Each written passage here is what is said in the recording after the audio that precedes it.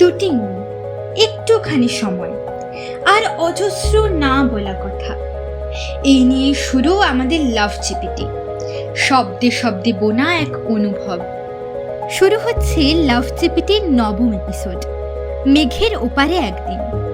গল্প পাঠে তিয়াশা, গল্পের সূত্রধর আমি মুপর্ণা, রুদ্রর চরিত্রে সৌরভ, মৌমিতার চরিত্রে উষসী।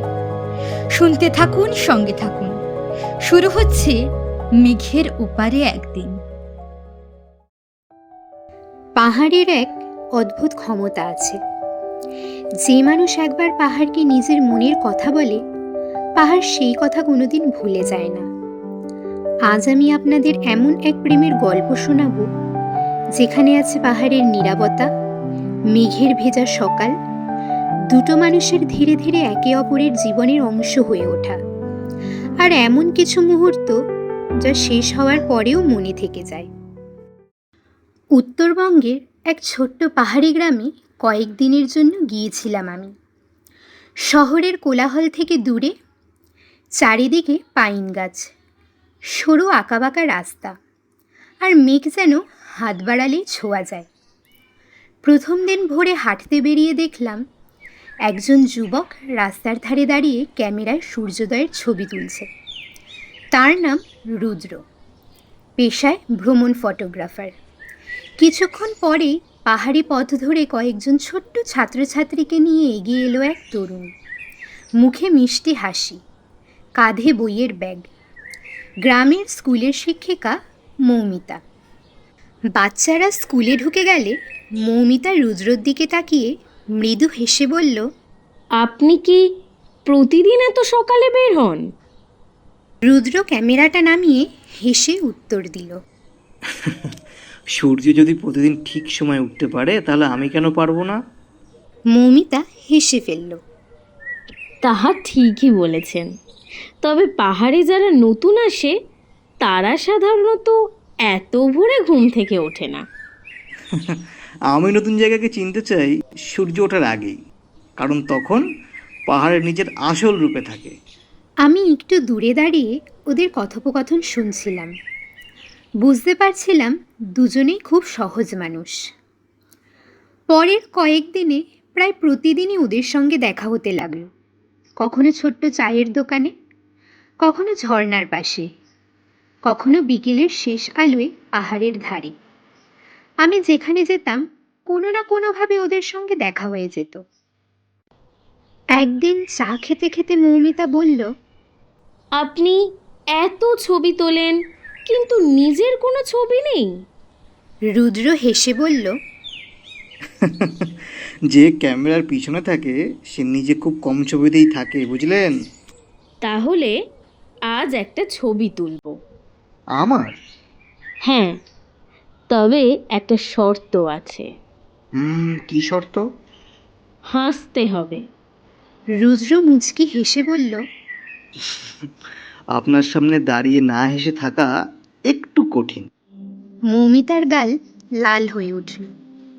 সে মুখ ঘুরিয়ে বলল, আপনি কিন্তু খুব সহজেই মানুষের মন ভালো করে দিতে পারেন। রুদ্র ধীরে উত্তর দিল, হয়তো কারণ আপনার সঙ্গে কথা বললে আমার নিজের মনটাই ভালো হয়ে যায়। সেদিন পাহাড়ের হাওয়াটা যেন একটু অন্যরকম ছিল। দিন গড়াতে দুজনের বন্ধুত্ব আরো গভীর হতে লাগলো। একদিন সন্ধ্যায় তারা দুজনে একটু উঁচু ভিউ পয়েন্টে বসে সূর্যাস্ত দেখছিল। আমিও একটু দূরে বসে সেই দৃশ্য দেখছিলাম। মৌমিতা ধীরে বলল, জানো রুদ্র, আমি কোনোদিন এই পাহাড় ছেড়ে কোথাও যেতে চাই না। এখানেই আমার পৃথিবী। রুদ্র কিছুক্ষণ চুপ থেকে বলল, আর যদি কেউ তোমাকে নিজের পৃথিবী বানাতে চায়? মৌমিতা তাকিয়ে রইল তার দিকে। সে মানুষটা কি সত্যিই থাকবে? রুদ্র মৃদু হেসে বলল, আমি প্রতিশ্রুতি খুব কম দিই, কিন্তু যদি দিই সেটা ভাঙতে চাই না। যেখানেই যাও একদিন এই পাহাড়ে ফিরে আসবে। রুদ্র তার হাতটা আলতো করে ধরে বলল। শুধু পাহাড়ে নয়, তোমার কাছেও ফিরব। মৌমিতা হাসল। আমি অপেক্ষা করতে পারি। কতদিন? যতদিন পাহাড় দাঁড়িয়ে থাকবে। ওদের কথাগুলো শুনে আমার মনে হয়েছিল সত্যিকারের ভালোবাসা হয়তো এমনই হয়, সেখানে বড় বড় কথা নয়, ছোট ছোট প্রতিশ্রুতি সবচেয়ে মূল্যবান। সেদিন সন্ধ্যায় ফেরার সময় পাহাড়ের ওপর ধীরে ধীরে মেঘ নেমে আসছিল। রুদ্র আর মৌমিতা পাশাপাশি হাঁটছিল, তাদের ছায়া দুটো কুয়াশার মধ্যে মিলিয়ে যাচ্ছিল। আমি তখনও দাঁড়িয়েছিলাম, কারণ মনে হচ্ছিল এই গল্পটা এখনও শেষ হয়নি, বরং এটাই ছিল এমন এক ভালোবাসার শুরু যার প্রকৃত পরীক্ষা এখনও বাকি। কয়েকদিন পর রুদ্রর ফিরে যাওয়ার দিন এসে গেল। ভোরবেলা বাস স্ট্যান্ডে মৌমিতা চুপচাপ দাঁড়িয়েছিল, হাতে ছোট্ট একটি কাপড়ে মোড়ানো প্যাকেট। রুদ্র হেসে বলল, এটা কি? মৌমিতা প্যাকেটটা তার হাতে দিয়ে বলল, এখানকার মাটির গন্ধ। যখন খুব একা লাগবে খুলে দেখো, মনে হবে পাহাড় তোমার কাছেই আছে। রুদ্র কিছুক্ষণ তার দিকে তাকিয়ে রইল, তারপর বলল, আমি ফিরে আসব। মৌমিতা মৃদু হেসে উত্তর দিল, আমি জানি, কারণ পাহাড়কে দেওয়া কথা কেউ ভাঙতে পারে না। বাসটা ধীরে ধীরে পাহাড়ি রাস্তা ধরে দূরে মিলিয়ে গেল। মৌমিতা অনেকক্ষণ দাঁড়িয়ে রইল, যতক্ষণ না বাসটা চোখের আড়াল হয়ে যায়। 1 বছর কেটে গেল। বর্ষার এক ভোরে আবার সেই পাহাড়ে ফিরলাম আমি। চারপাশে আগের মতোই মেঘ, পাইন গাছ আর ভেজা হাওয়া।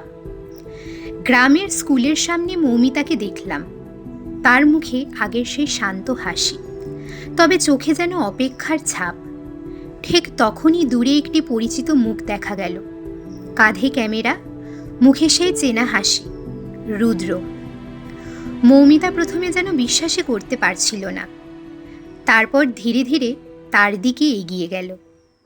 রুদ্র বলল, আমি ফিরেছি, এবার আর কয়েকদিনের জন্য নয়।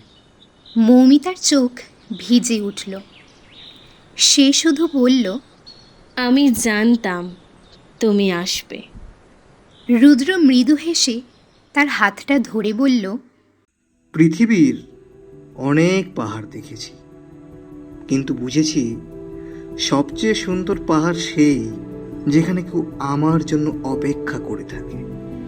সেদিন পাহাড়ের ওপর আবার মেঘ নেমে এসেছিল, কিন্তু সেই মেঘের আর কোনো দূরত্বের প্রতীক ছিল না, বরং ছিল দুটি মানুষের বহুদিনের অপেক্ষার সাক্ষী। সেদিন আমি পাহাড় থেকে নামতে নামতে একটা কথা বুঝেছিলাম, ভালোবাসা সবসময় কাছে থাকাকে বলে না। কখনো কখনো ভালোবাসা মানে ফিরে আসার প্রতিশ্রুতি, আর সেই প্রতিশ্রুতিতে অটুট বিশ্বাস। হয়তো সেই কারণেই পাহাড় মানুষের বলা কথাগুলো কোনোদিন ভুলে যায় না, কারণ সত্যিকারের ভালোবাসা মেঘের ওপারেও একদিন ঠিক নিজের ঠিকানা খুঁজে নেয়। শুনছিলেন মেঘের ওপারে একদিন। গল্পটি কেমন লাগলো অবশ্যই জানাবেন।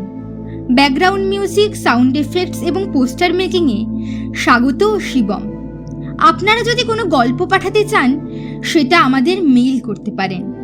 সুস্থ থাকবেন, ভালো থাকবেন। দেখা হচ্ছে পরবর্তী কোনো গল্পে।